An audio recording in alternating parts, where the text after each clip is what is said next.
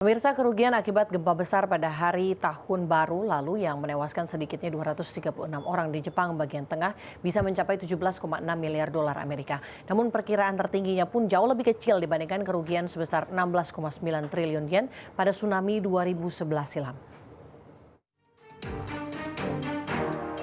Gempa bumi bermagnitudo 7,6 yang mengguncang Jepang pada hari pertama tahun 2024 menewaskan sedikitnya 236 orang di Jepang bagian tengah.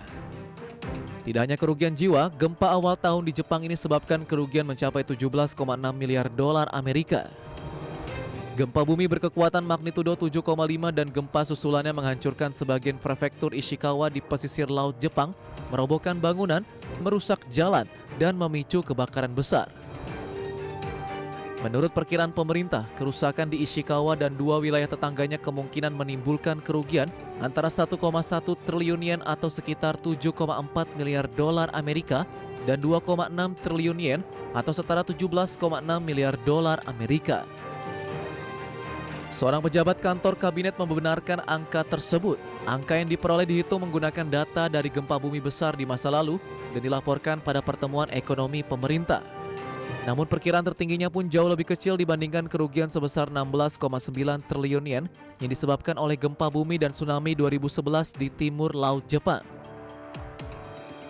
Bencana gempa bumi dan tsunami 2011 menyebabkan sekitar 18.500 orang tewas atau hilang serta memicu kehancuran di pembangkit listrik tenaga nuklir Fukushima, kecelakaan nuklir terburuk di dunia sejak Chernobyl.